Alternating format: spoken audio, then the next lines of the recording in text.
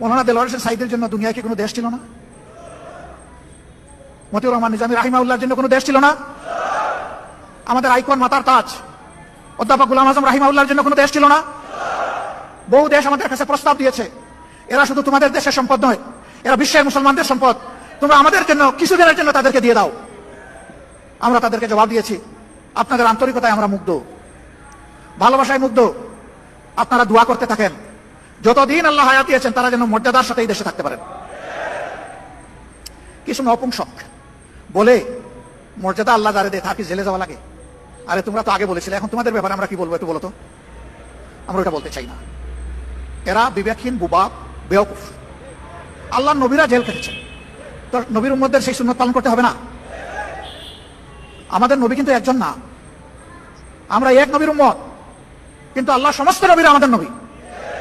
ইসলামী একমাত্র ধর্ম সমস্ত নবীর নাম শুনলে সম্মান প্রদর্শন করে। আরেকটা ধর্ম এরকম দুনিয়া এখন খুঁজে পাওয়া যাবে না যে সমস্ত নবীকে সম্মান করে, কমপক্ষে এক দুইজনকে কুচা মারে। This is Islam, Islam and only Islam. এটাই একমাত্র অসাম্প্রদায়িক ধর্ম। না রে ভাই, দেশের ভিতর থেকে আমরা দাওয়াত পেয়ে যাইনি, আবার দেশের বাইরে থাকা লোকটাকে কেউ আটকায় রাখতে পারেনি। তিনিও সকল মায়ার বাঁধন ওই জগতের মায়াজাল ছিন্ন করে তার দায়িত্বের অনুভূতির কারণে তিনি একজন ফাইটার হিসাবে, আল্লাহর একজন সৈনিক হিসাবে আদালতে দাঁড়িয়ে তিনি বলবেন, আমার বিরুদ্ধে যত অভিযোগ, এ আল্লাহ তুমি সাক্ষী থাকো, সব মিথ্যা। তাই তারা করেছেন, আমরা ছেড়ে যাব না। হ্যাঁ, আল্লাহ তাআলার নির্দেশে বিশেষ প্রয়োজনে যদি কখনো যেতে হয় সেটি ভিন্ন, কিন্তু শুধু যান বাঁচানোর জন্য, একটু শান্তিতে মায়ার জালে একটু গোড়াগড়ি করার জন্য ইসলামী আন্দোলনের লোকেরা যায়নি, ইনশাল্লাহ যাবে না। আমি বলে থাকি, যাবই বা কোথায়? আমাদের তো একটি বেগম পাড়াও নাই, পিসি পাড়াও আমাদের নাই, যাবো কোথায়? কারো আছে বেগম পাড়া, কারো আছে পিসি পাড়া, আমাদের নাই তো ওটা, এবং আমাদের এটা প্রয়োজন নাই। আলহামদুলিল্লাহ, আল্লাহ যে জায়গায় মায়া করে মহব্বত করে পয়দা করেছেন, এই জায়গাতেই যেন আল্লাহ বেশি করে বরকত দিয়ে দেন। এবং সেই বরকতটা শুধু যারা মুমিন মুসলমান, সাচ্চা মুসলমান না, আল্লাহর পক্ষ থেকে রহমত যখন জোরে, ওই নাফরমানও রহমতের অংশীদার হয়ে যায়। দুনিয়ায় সেও তার ভাগ পায়, আখিরাতে আল্লাহ রহমতের হিসাব তার কাছ থেকে নেবেন, কিন্তু দুনিয়া সেও পেয়ে যাবে। এই জন্য আমরা যা চাই এটি হচ্ছে যে আল্লাহর আইন হচ্ছে শ্রেষ্ঠ আইন।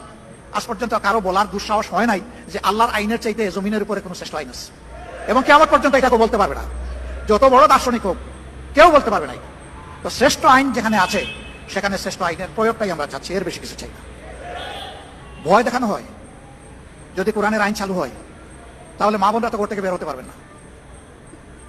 যদি কোরআনের আইন চালু হয় তাহলে যারা অন্য ধর্মের মানুষ তাদের কোনো নিরাপত্তা থাকবে না। আমরা যারা কোরআনের আইন চালু করার জন্য আল্লাহর দেওয়া তৌফিকের জন্য চেষ্টা করছি, আমাদের মা বোনরা ঘর থেকে বের হয় না, সমাজের বিভিন্ন পেশায় তারা কাজকর্ম করে না, আত্মীয় স্বজনের বিপদ আপদ হলে তারা দৌড়ে যায় না, তারা সমাজের উন্নয়নে অবদান রাখে না, তারা শিক্ষা প্রতিষ্ঠান, সর্বোচ্চ শিক্ষা প্রতিষ্ঠানে গিয়ে লেখাপড়া করে না, তারা লেখাপড়া করায় না, সবই করে।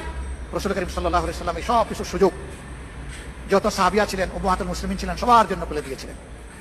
এমনকি চরম ক্রিটিক্যাল মুহূর্তে রাসূল করিম সাল্লাল্লাহু আলাইহি ওয়াসাল্লাম আহলে রায়দের সাথে, বিশেষজ্ঞতার সাথে বসতেন, কিন্তু তিনি ভুলে যেতেন না উম্মাহাতুল মুসলিমিনের পরামর্শ নেওয়াটাও প্রয়োজন, সেটাও তিনি নিতেন। তার বাস্তব নমুনা সুলহ হুদাইবিয়া। সবাই কিংকর্তব্য বিমূঢ়, আল্লাহর রাসূলও চিন্তিত, কিন্তু আমাদের একজন মায়ের পরামর্শ কার্যকর হয়ে গেল, সমস্ত সমস্যা নিমিষে তোরে বাতাসে উবে গেল। আল্লাহু আকবার। This is beauty of Islam. মায়েদের কোনো মর্যাদাই ছিল না, মা হিসাবে কোনো মর্যাদা ছিল না, ইসলাম এসে তাদের হাতে এই মর্যাদা তুলে দিয়েছে। এর চাইতে বড় মর্যাদা কেউ দিতে পারবে না, যতই মায়া কান্না করুক, বরঞ্চ আমাদের সর্বনাশ করবে। বলে যে ও মুসলিমরা, এদেরকে আবার কেউ কেউ প্রশ্ন করে অথবা শিখিয়ে দেয়, বলে যে আমাদের কাছ থেকে জিজিয়া কর নিবেন কেন? একজন বড় লিডার একটা ধর্মের আমাকে এই প্রশ্ন করলেন। আমি একেবারেই সঙ্গত প্রশ্ন আপনি করেছেন। আচ্ছা আপনি বলুন তো আমাকে, মুসলমানরা যাদের সম্পদ আছে তাদের কত জাকাত দিতে হবে ইসলামী রাষ্ট্রে? তা তো দিতে হবে। যে আপনি কি জাকাত দিবেন? না, আমি তো মুসলমান না, আমি জাকাত দেবো কেন? তো জাকাত তো আল্লাহর নির্ধারিত ট্যাক্স, এই ট্যাক্সের সাথে রাষ্ট্রে অন্যান্য ট্যাক্সও থাকবে, তবে এটা হচ্ছে মূল ভিত্তি। তো এই সমাজে যে উন্নয়ন হবে, এটা কি শুধু মুসলমানরা ভোগ করবে না? আপনার অধিকার আছে। অবশ্যই নাগরিক হিসাবে আমার অধিকার আছে। আমি বললাম তাইলে বিচারটা কোথায়? আপনি কিছুই দিবেন না, সে দিল, আর আপনি সমান অধিকার ভোগ করবেন, এটা কি ইনসাফ? আপনি যেহেতু মুসলমান না, এই কারণেই আপনার কাছ থেকে ওই ট্যাক্সটা নেওয়া হচ্ছে, যেই ট্যাক্সটা